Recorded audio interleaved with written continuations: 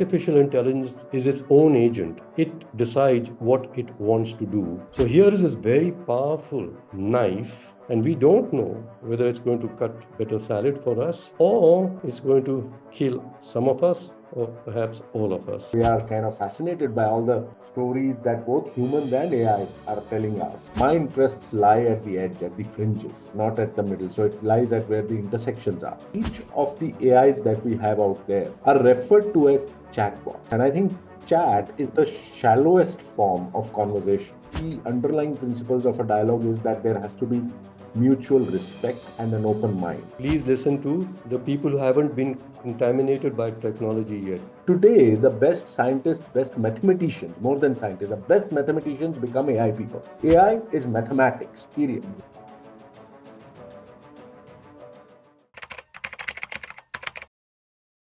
Jaspreet, what a joy to be with you again. The last time we were physically together and talking deeply was up above Rishikesh with the Ganges flowing by and having a dialogue about artificial intelligence. But mostly you wanted us to concentrate, though all the people around knew quite a lot about artificial intelligence and the latest state of it, and some were into philosophy. And you wanted the philosophy part to be discussed, the ethics of artificial intelligence. And it seemed you were having a hard time.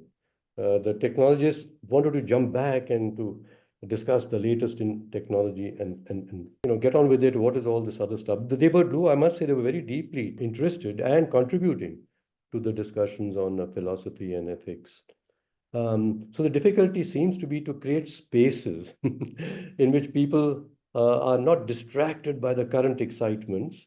And unfortunately, technology itself is the driver of the excitement through its platforms and through its constructs of how to construct a conversation. And then AI is, I think, exaggerating all of it. And right now, I'm sure many people want to hear from you about what's happened in the last 72 hours, the hyper excitement in AI about this thing called DeepSeek, which has suddenly emerged from China, and Stargate, this huge $500 billion amount of capital put together to finally kill the Chinese in the race. And here comes out this DeepSeek. And with a very little amount of capital, it seems to have caught up, and some say it's ahead. But that's a discussion I know you're going to be having with lots of people. So the discussion about the technologies themselves, I suggest we don't dwell too much on it in our conversation, though there will be occasion, I'm sure, to bring them in. The questions that have been arising in the last 72 hours after DeepSeek has startled the world of AI is well, how could the Chinese do this with so little resource, so little compared to the American side, so little capital investment and so little technology hardware chips? How could they do this? Because the idea is that, it takes a lot of muscle and a lot of capital to create new things which will have an impact. So that's question number one, which is, I think, on everybody's mind. But then they're jumping very quickly, the people, especially on the market side, is about the effect this startling development has had on the whole capital markets and on the valuations of NVIDIA and consequences for SoftBank and its investments, etc. It's really upended and confused the markets, the capital markets. And the third, of course, the biggest underlying thing is the effect on geopolitics, because we have to remember that Musk and Trump and suddenly all the people who were talking about free speech, and then we'll have good moderation on our platform, whether it was Facebook and others, are all behind Trump at his inauguration, including Google, of course. So there they are. They're all together about American power, technology, stay ahead, American power. So the effect of this announcement by China on geopolitics, on capital markets. And then, of course, within it is, well, what is happening in the technology itself. So right now, Jaspreet, I told you that when I want to invite you to this conversation, I was remembering the atmosphere of the dialogues in Rishikesh, and then thereafter you said you're going to Kerala to do some meditation on the state of the world. And I've been thinking also about the state of the world. And I was reminded of Lewis Carroll's, he wrote Alice in Wonderland, his poem, The Walrus and the Carpenter. The opening lines have kept on coming back to me. When the walrus said to the carpenter, they're walking along the sea, the time has come to talk of many things, of ships and sails and sealing wax, and whether pigs have wings, or whether artificial intelligence has wings. I'm just humorously putting it. We have to talk about many things. Global security. Well, as it is so insecure, the wars that have been breaking out, civil wars, wars between countries, just devastating the world. And technology, like nuclear technology, is something that everyone has been fearing in the past could, getting into the wrong hands, destroy the world. And now we've got an even more unknown and in many ways a more powerful technology that is in artificial intelligence. And the whole fight is about who's going to control it, who's going to take charge of it. The global trade system has broken down, no question, with Donald Trump using the US power and threatening people with sanctions. Then the global climate crisis, of course, is predating all of this. There was a lot of concern, has been for the last 20 years since the summit in Rio, about what are we going to do collectively to improve the global commons, that is our global environment, our global climate. And clearly, collective human intelligence is at the moment unable to solve these problems. Collective human intelligence is unable to solve these problems. So some people have been hoping or suggesting that maybe AI will, that sort of intelligence will solve the problems for us that we've been unable to solve together. And here Noah Harari, who has been writing deeply about the consequences of artificial intelligence on the future of the world, he recently said that, a knife is an instrument, and whether the knife cuts salad or the knife kills a person, that decision lies in the hands of the person who's got the knife in hand. With artificial intelligence, we are beginning to feel that artificial intelligence is its own agent. It decides what it wants to do. So here is this very powerful knife, and we don't know whether it's going to cut better salad for us or it's going to kill some of us or perhaps all of us. So that's about the concern we have, and therefore we come to the walrus and the carpenter walking along there and say, the time has come to talk about many things. What is shaping our world? What force is really in control of the world? And what is the world that we want to create together? So this needs, I would say, an understanding of the world through many, many perspectives. The perspectives of people who don't think like us, the perspectives of people who fear us, and perhaps people we fear. All together, we compose the system that somehow willingly, collectively is guiding the world. You can talk it about as an invisible hand is doing it, but you want to take charge of that invisible hand now and say, stop doing what you're doing, and let's take charge about our own destiny and control the technologies that are, getting out of control. So that requires a dialogue, meaning that understand different perspectives deeply. And a dialogue is what? And so the subject we're going to talk about is dialogue. Then we're going to talk about, overall, it's about the public good. Can we improve the technology of dialogue, apply the technologies of dialogue to help improve the public good? And could artificial intelligence help to improve the dialogues, or is it just going to take over the dialogue? In fact, technology already has taken over the dialogues amongst people in social media. So you had said, look, it's a very big subject, this walrus and the carpenter thing, and we have less than an hour. So you suggested, and you're a very thoughtful person, so don't pretend that you don't know what I'm talking about or we want to talk about. You've been to Oxford, where you have done Cambridge. I know you keep saying, see, what does it matter? Oxford is a little older, I'm told. I don't know. It doesn't matter. So what came first doesn't matter. You went to a good place where the point is the program you went for the year that you spent, it was not studying where artificial intelligence itself is going, but about, I think, something to do with ethics. And there was a lot of philosophy um, that you discussed with other people. And so here you are, Jaspreet, and again cautioning you. I know that all of us get tempted to ask you about what's happening in the last 72 hours, the DeepSeek and the Stargate, and you are being drawn by me onto questions that are on my mind too.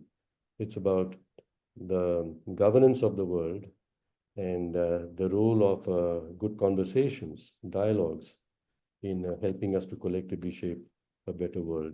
You very kindly, that's the way you are, you put it down and you gave me like these almost 5 bullet points that we should talk about in the 1 hour as a way for you to be able to engage me in this dialogue. And the first you said, let's talk about dialogues.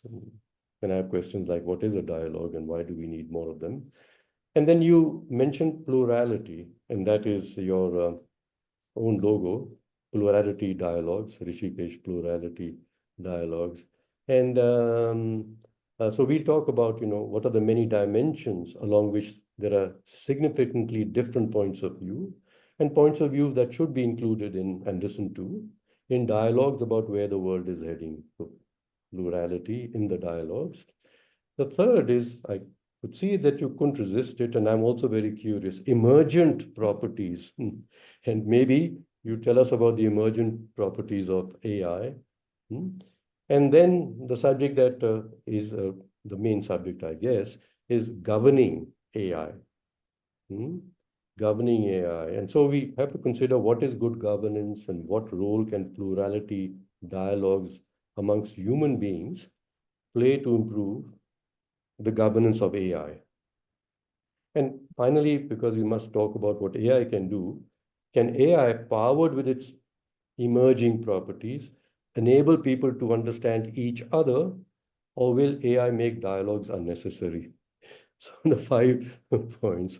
So is it okay? This is your agenda. Fine. But I'm going to do a fair amount of the questioning, and we will, of course, you will be questioning me, so it'll be a dialogue. So talking about dialogues first, what is a dialogue and how is a dialogue different to a discussion or a chat? Thank you very much, Arun. It's fantastic to be here. It's an honor and a privilege. It was fun in Rishikesh when you so kindly consented to be there and participate.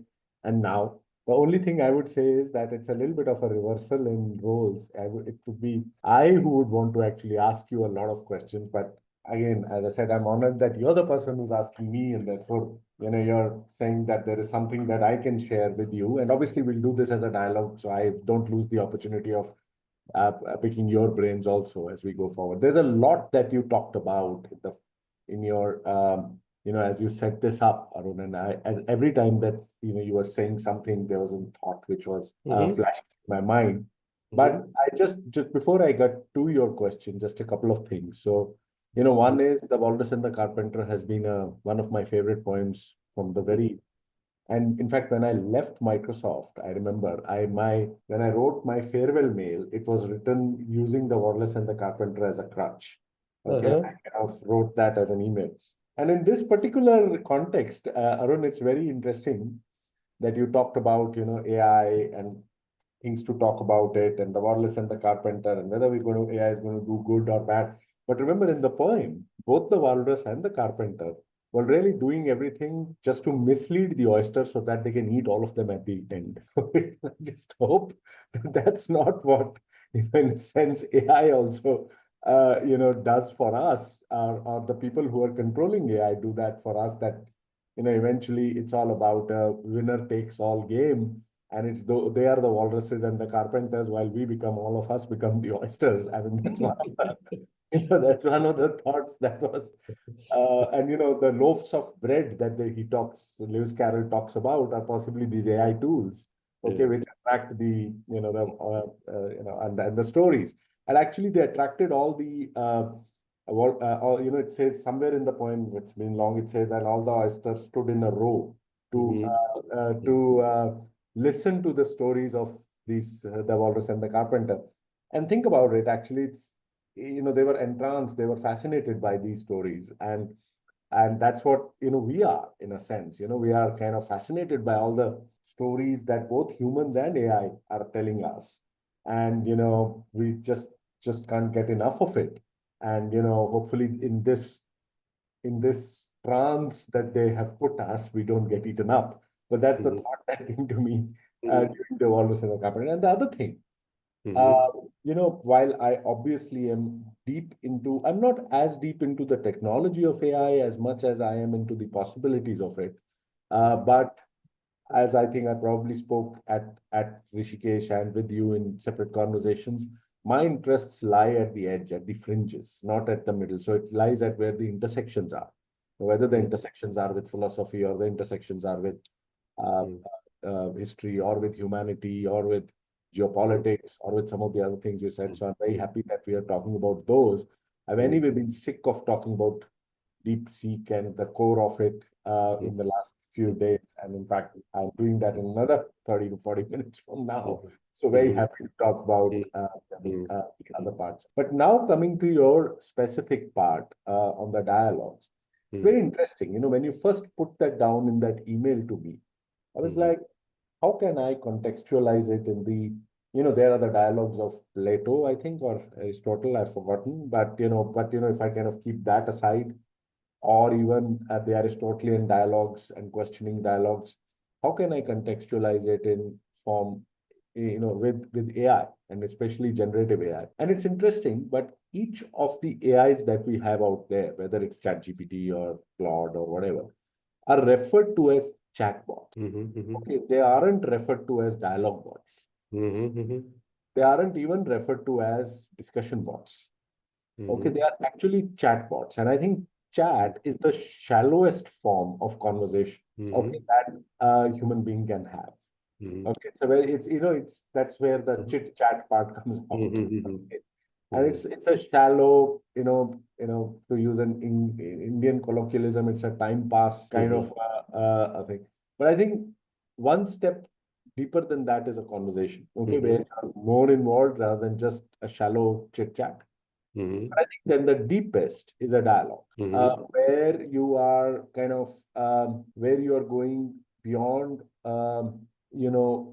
beyond just the appearance to actually being deeply cognitive, bringing your emotions into it, Mhm. and actually trying to Mhm. do a dialogue towards Mhm. towards an end, Mhm. towards some kind of a Mhm. solution. Mhm. Now, Mhm. I think that in the AI world, I believe that very few dialogues happen. A Mhm. lot of chat happens, a lot of directives happen, Mhm. many sometimes discussions happen. But I Mhm. think in most of those discussions, the end results are preordained or Mhm. pre-thought. Okay, Mhm. and the Mhm. discussion papers are happening just to, Mhm. give the fig leaf in a sense and a semblance.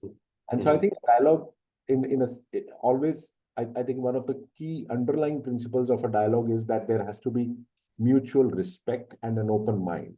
And I Mhm. don't think either of that is true, especially in this AI world where these big Mhm. tech bros, the Sam Altmans or the Elon Musks, etc., clearly consider themselves superior to the rest of the world, and Mhm. therefore are talking down to all of us rather than having a dialogue with all of us. And Mhm. therefore, the AIs they design, I think, follow the same principles. Mhm. Yeah, Mhm. and it's not going to. And in that context, just to conclude, and though I didn't want to bring it in that context, I think something like a deep seek, okay, is disruptive. Okay, it what it does to the technology is one part, Arun, but I think it will have a substantial effect on the egos of these people. Okay, that it's actually going to pull down and hopefully bring it to the level where it'll be more democratized. So I see DeepSeek actually as a very democratizing influence, and dialogue hopefully will be a part of it. So I'll stop here. There's a lot more that I You will come back to that. It's very good that I said the fifth yeah. question that you suggested we should discussed the last and fifth is, can AI, powered with these emerging properties, maybe which DeepSeek is bringing up, enable people to, but I was putting it, understand each other. Okay. So I'm going to come back to dialogue, just stay with dialogue. And dialogue is something that I have been researching, observing, helping people to get into dialogues and so on. And I did put down my thoughts about dialogue and about listening, actually, because the essence of dialogue is to listen to Sure. someone else, to listen to someone who doesn't think like you, to patiently, calmly enable another person to explain their point of view or explain the world from their point of view. From their point of view. So I wrote this book about listening to people not like us, conversations with people not like us. So listening for well-being is the title of the book.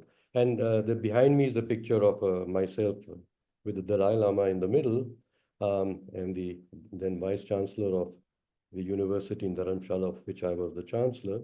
And the Dalai Lama, as you know, we all know that he's been encouraging and organizing dialogues amongst scientists and spiritualists and monks and physicists. Yeah, yeah. Very well. So the Dalai Lama kindly, having read my manuscript, wrote a foreword to my book. Because he said the essence of being a human being is listening Wow. deeply to another human being. So I, in that book, have put out, you mentioned chat to conversation. I had Mm. the two C's. I had four D's: discussion, debate, deliberation, and dialogue. And what's the difference between these four? Discussion, as you said, anything, we are in discussion. But what's the form of the discussion? Is it really a understanding of each other, or you're just, rapidly saying things? And a chat is or even worse, but it's a similar thing, I'd say. But discussions can be getting deep into things. So we talk about then the form of the discussion. A debate is what we are taught uh, to do well, is speak your point of view very well so you can get it across and others can understand you. And maybe that's a good way to say the why you should be speaking clearly and well. But we are taught, like say, debating in school or college is to win something, be a better debater than another person. So in the debate, the debaters are not wanting to understand another person's point of view. They want to trip the other person to say, what you were saying doesn't make sense, and say something funny about the mistake the other person make, and you'll make a fool of the other person. So in debates, it is about really, it's about winning, and preferably by putting someone else down. So as the know-how Indians say, that they talk about it in terms of a debate only. They say, in a debate, Hmm? The debate will never end. If you keep debating, it will never end, because the losers are going to come back with some other facts and arguments and argue with you. And in this thing, I have been very, very influenced long before I came to wanting to understand what debates and dialogues are about. Is Peter Drucker, uh, the great management thinker and a philosopher.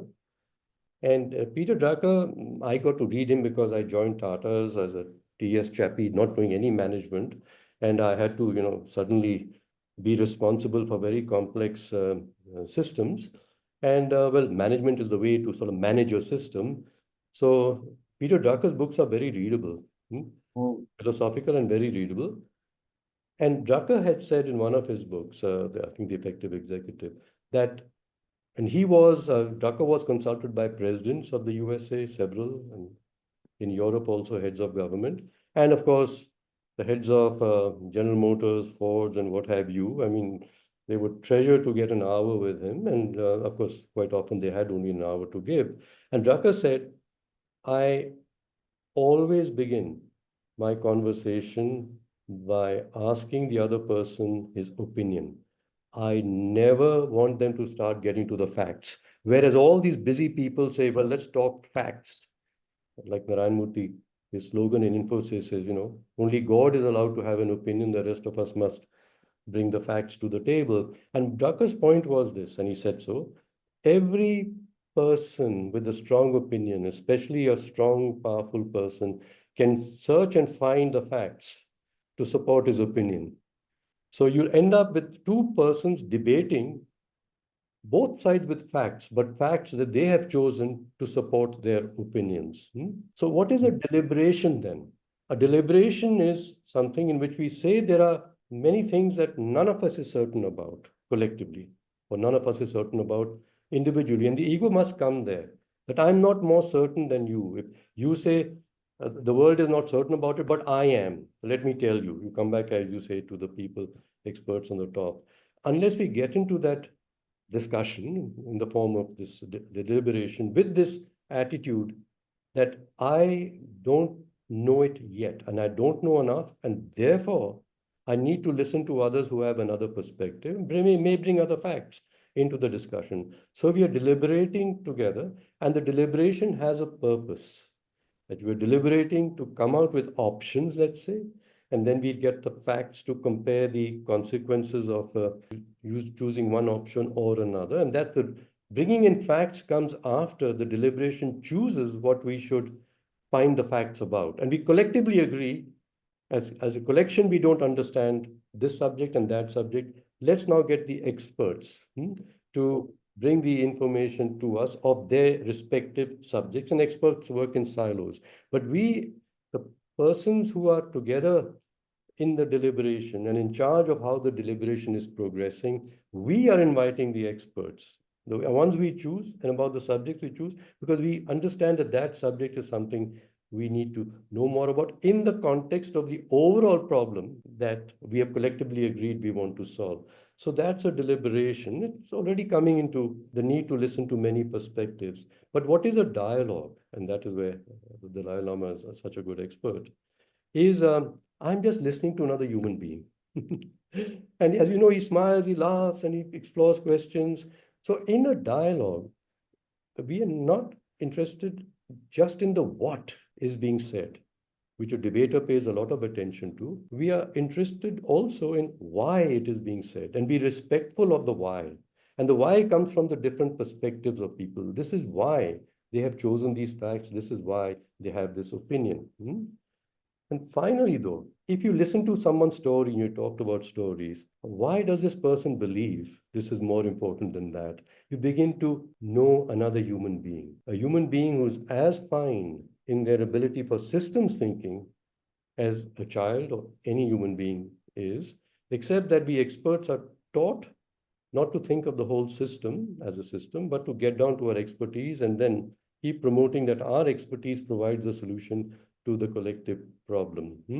And this is, I'm relating back what you said about the technologies. They are in their echo chambers and say, we'll find the solution, we'll find the better technology, and you people better use the better technology because we know. And then amongst the technologies, as you pointed out, the chaps who have the more capital are going to even control that conversation and that development, as Stargate was attempting to do. But here we got a little thing, and it's disturbed that idea that the power lies with the people who are presently in charge, who presently have the resources. Other people can disrupt the power and change the conversation. So those are my thoughts, and I was putting them to frame it to come to the next thing I wanted to ask you about plurality. We're already talking about it.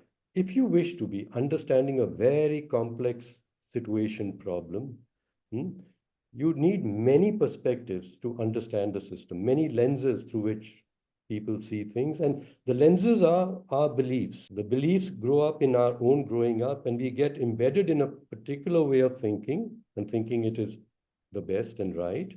And so we all come in with our own lenses into a discussion, which we want to now make into a dialogue, the lenses that we bring in. So if you are talking presently about the question about artificial intelligence and its linkage, connection with the governance of the world regarding climate, regarding poverty, regarding inequality, regarding the contest between capitalism and socialism as systems of governance. For this dialogue, what are, to your mind, the essential dimensions, the critical dimensions around which there are differences of opinion, like socialism, capitalism, perhaps, hmm, um, other than technology that needs to be included in the dialogue?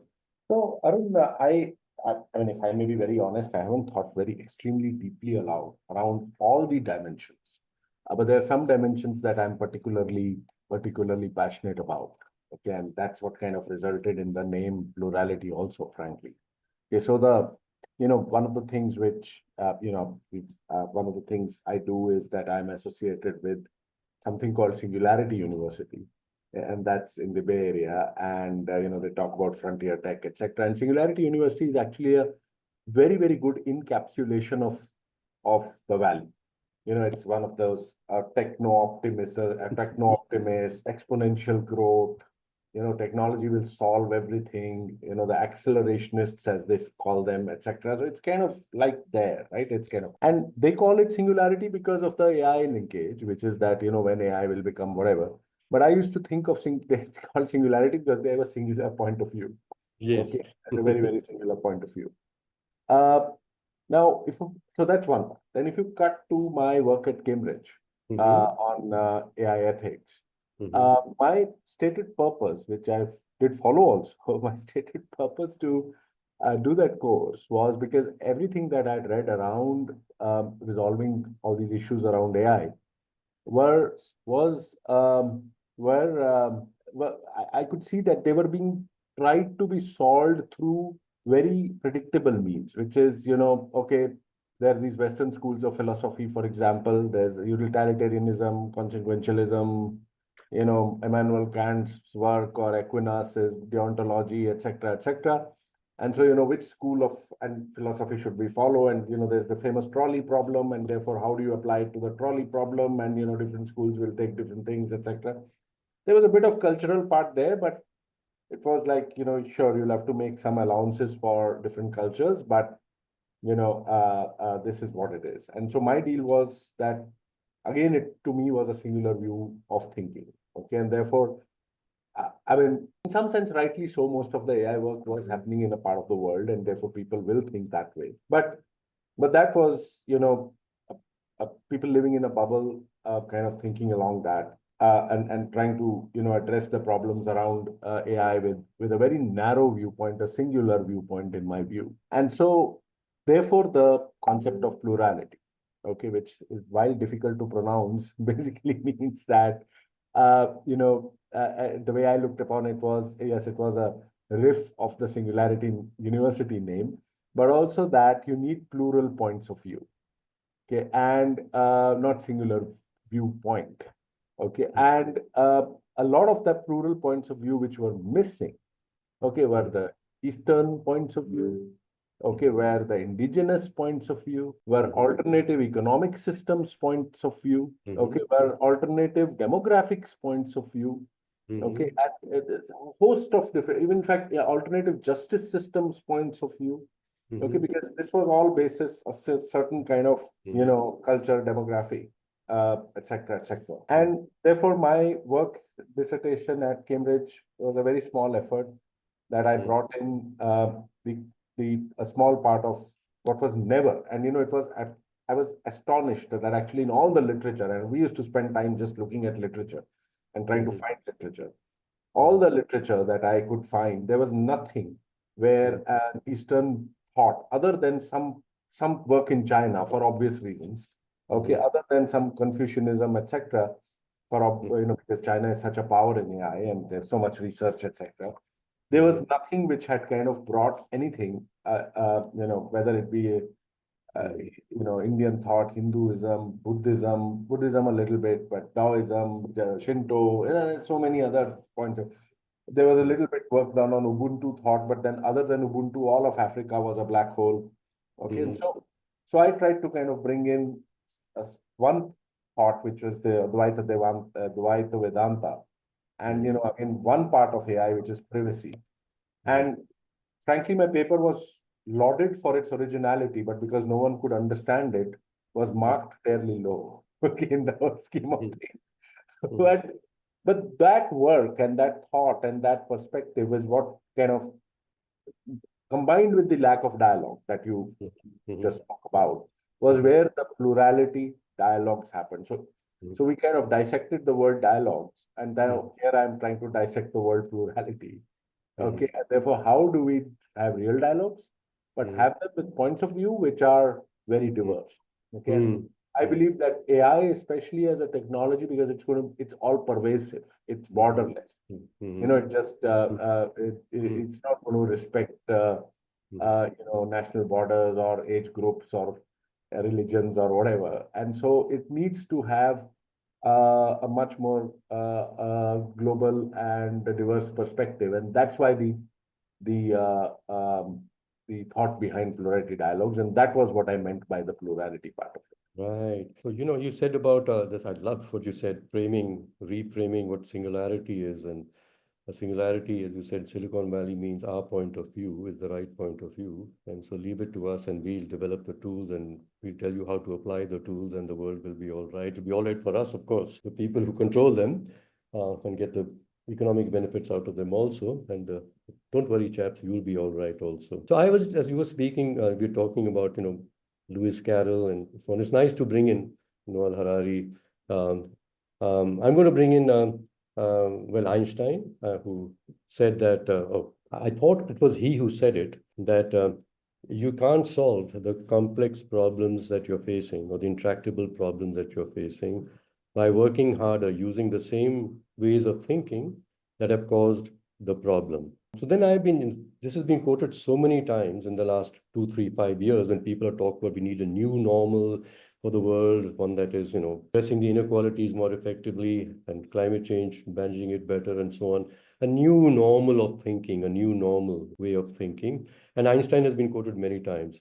So I have been citing Einstein, and I was told by somebody Einstein didn't say it. It was said by someone else earlier, and then Einstein said it because it's a very wise and smart thing to say. But in any case, it is a very compelling argument. It's a very scientific argument. The same instrument that has caused the problem should not be used to try and repair the damage caused by that instrument. You talked about prediction, you see, and people are trying to predict where the world will be with AI, and perhaps you and I are trying to do the same. And someone said that the one thing that you cannot predict is the future. And the person who was saying this in a talk just recently that I heard said, I think Oscar Wilde said it, and Oscar Wilde would say things like this. So just after that, I got onto Chat GPT, and I don't use the fancier ones that AI instruments that you use, Jaspreet, to do your search. I just use what you put me onto, Rishikesh Chat GPT.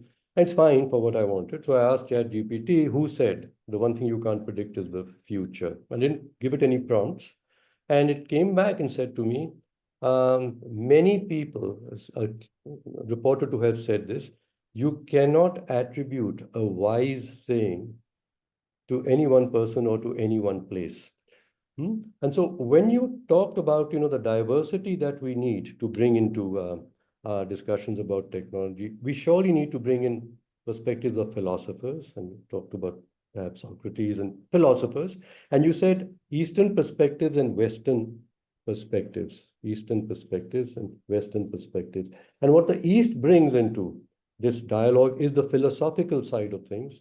What the West tends to bring much more is the scientific side of things. And that is why the Dalai Lama, who's been setting up these dialogues amongst scientists and philosophers, the scientists are always the people coming from the West, and the philosophers are the people from the East, from the East.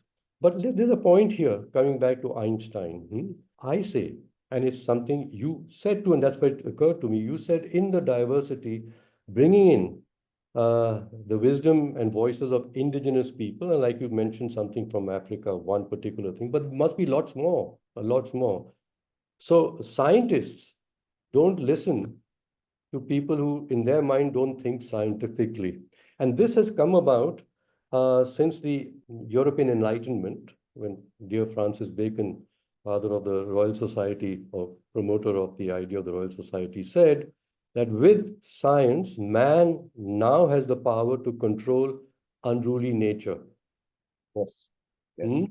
So the scientists believe they've got this instrument to control everything around them, that's nature, and the powerful countries with the money who then control the science can develop the weapons and the technologies to control the rest. So this is what has been governing the world, that science controlled by certain institutions, certain countries who claim that they have better science, they're more scientific, and we poor chaps, we still think about philosophy and worry about justice. And you mentioned very rightly, there are alternative systems of justice, there are alternate economic systems. And uh, I think the time has come when we talk about governance, justice, and the management of the economy are something which are so central to the governance of our world. So yes, we need to bring in a variety of people, but as you can see, we sort of dismiss some and say, what's the value they're going to add to the discussions? So in our country, we don't want the farmers to be listened to when you're devising agriculture policy. I mean, what do the farmers know?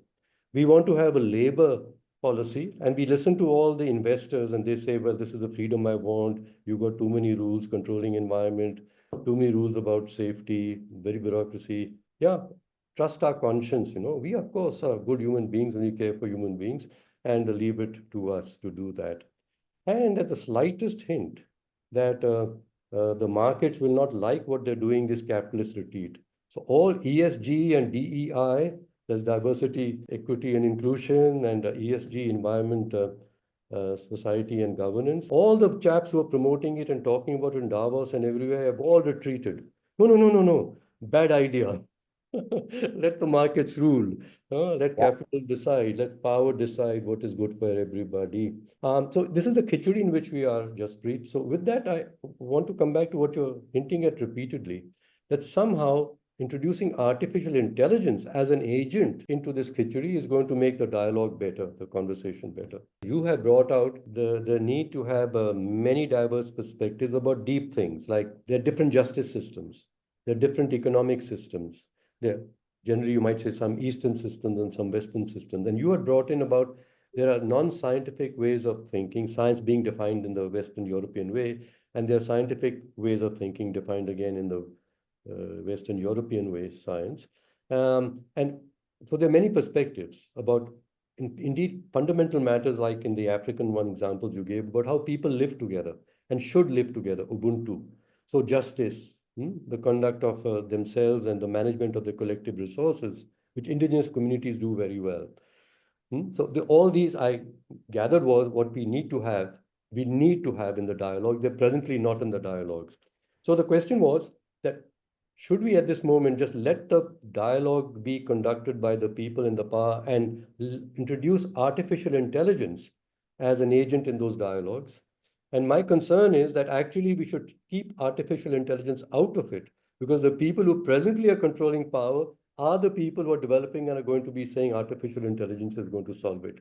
So in fact, I would suggest, because of the present situation of the world where rich capital is in charge of technology, thinking is the singularity, please, in these dialogues about the state of the world and how we should change the way the world is being governed, please listen to the people who haven't been contaminated by technology yet, people in Africa and lower parts of India who yet haven't got into chats on chat GPT or chatbots. So the architecture of the dialogue, and what role, if any, I'm saying, if any, you see artificial intelligence having in the conduct of the dialogue. Sure. So, I'll keep my question short, Arun, given we have about 15 minutes more. Yeah. My answer short in that, and I have a TV appearance after that, so I'll have to get out.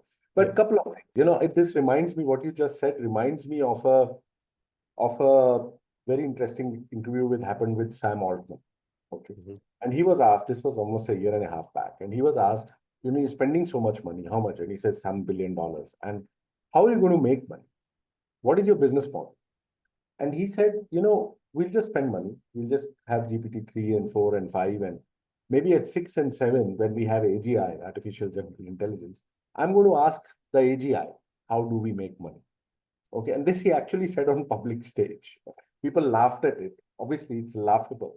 But, in that sense, I mean, there are some, I mean, he was saying that I'm going to ask an intelligence superior to mine, but that's how he defines it, about how should we make money, what should be our business model.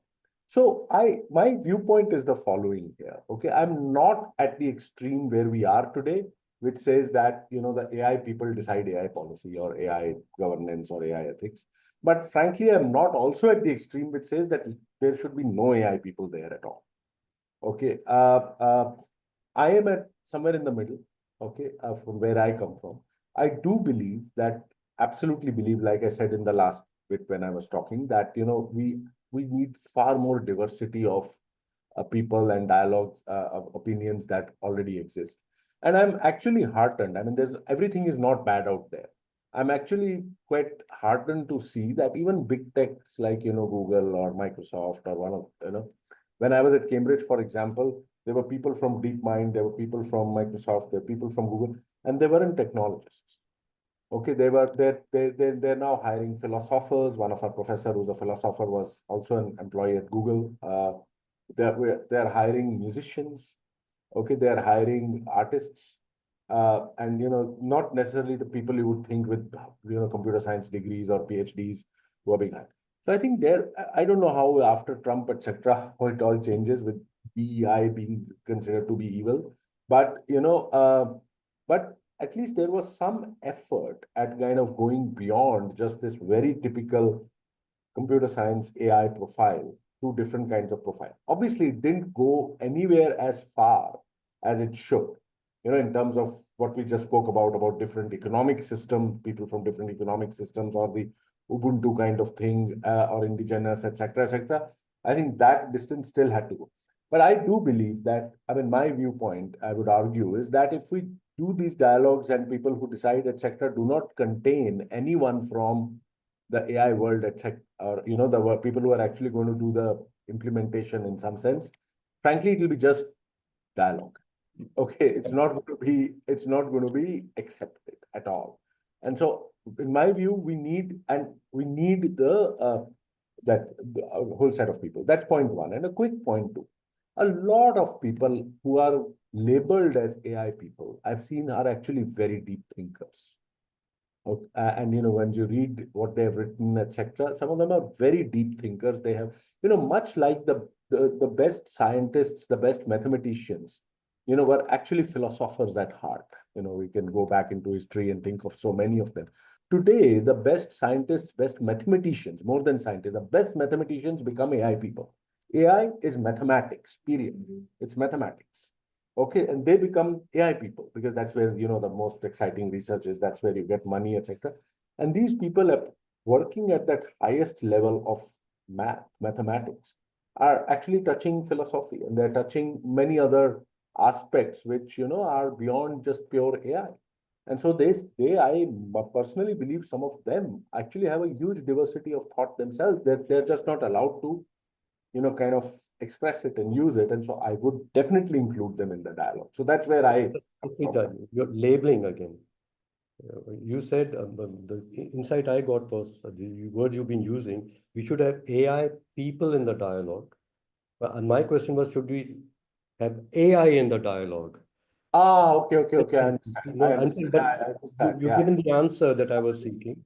Yeah. We must have different perspectives of human beings, and some people Yeah. are very knowledgeable about something, and they may be advocates of it also. And all of us, what we're knowledgeable about, we advocate it. That's fine. And since we are concerned about AI, we better have people who understand AI in the dialogue. But these people, when they're brought into the dialogue, they should have that quality which you are exhibiting and which you say you went to Cambridge for, is to listen to people's views about, like you said, philosophy, ethics, justice. They know AI, and you know AI very well, and you're going to jump off this now and explain uh, DeepSeek to a lot of people. The point, as you were trying to do, Jaspreet, I'm saying trying to do, and you succeeded, not completely, but quite well. And you started that discussion saying a lot of people there are masters of AI. They are very interested in how AI they could apply in their businesses to do good to the world, or perhaps, make more in their ventures. And you said, no, we are not going to talk about what is happening in the world of AI. We're going to talk what's happening in the world. Okay. And through the perspectives, as you said, of the world and systems thinking, uh, philosophy. And we did it. But I can see when you talk hereafter, thereafter, on the chat, there is a group set up under the name of Rishikesh Plurality Dialogues. And I'm afraid all they're talking about is the excitement about the latest this and that and so on, honey bits and so on and so forth.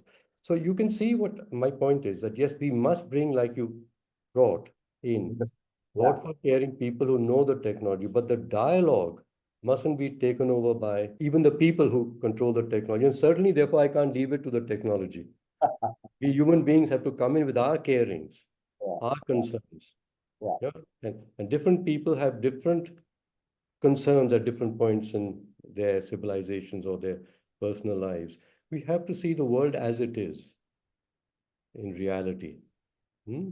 And that you can only know by listening to the people who are living in the realities of the world presently. And you must listen to people who don't have the privileges that we have. I'm talking now people like us.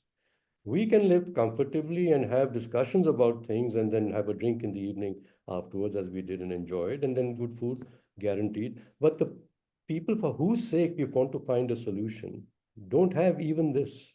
And so have them in the discussion. And it comes to, again, to my mind, just be talking about dialogues now.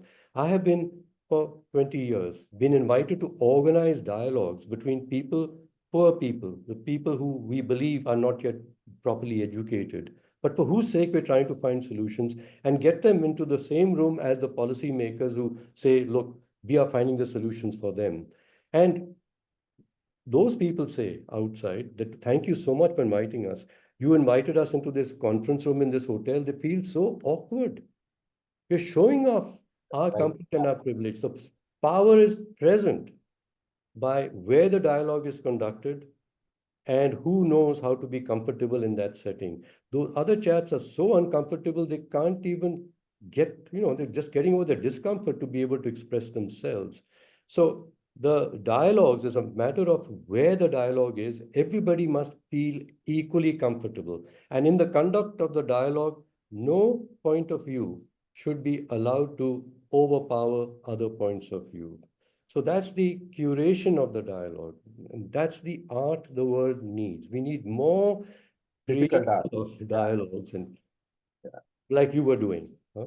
But as Oh, I point out, it's not an easy sell, my friend. It's not easy.